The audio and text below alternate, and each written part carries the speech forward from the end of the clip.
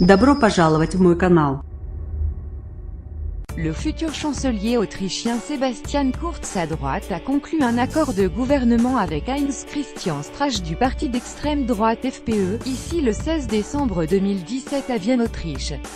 Alex HALADA il met en garde contre l'exploitation de la peur en Europe. L'entrée de l'extrême droite dans la nouvelle coalition au pouvoir en Autriche est un tournant dangereux, a déclaré lundi le haut-commissaire aux droits de l'homme de l'ONU. Dans un entretien avec l'AFP, Zeid Ra'ad Al-Hussein a déploré une érosion générale sur le plan des droits de l'homme dans le monde.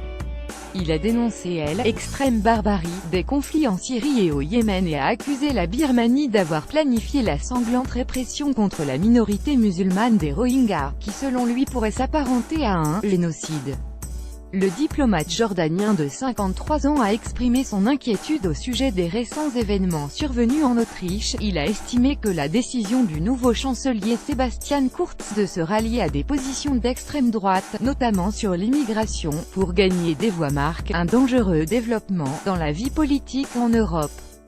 Un exemple de total opportunisme dangereux pour l'Europe. Le gouvernement conservateur, qui a été investi lundi, comprend 6 ministres issus du Parti de la Liberté d'Autriche FPÖ, extrême droite, notamment à l'Intérieur, à la Défense et aux Affaires étrangères. Sebastian Kurz, 31 ans, a remporté les élections législatives d'octobre à la tête du Parti conservateur EVP, devenant le plus jeune dirigeant du monde.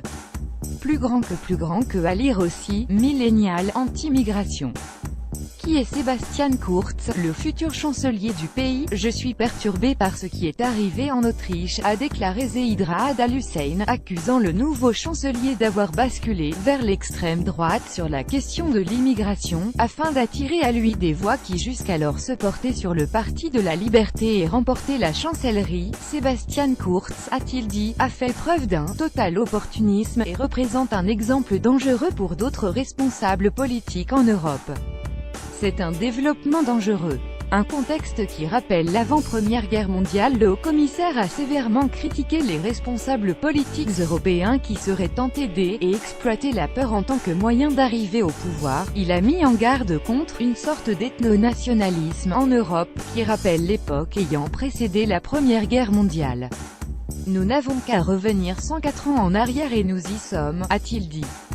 L'Europe n'est pas la seule région séduite par la rhétorique populiste. Le responsable a de nouveau mis en garde contre les attaques répétées de Donald Trump visant les médias qui risquent de déclencher des violences contre les journalistes, et il a relevé que les commentaires du président américain semblent faire des émules dans d'autres pays.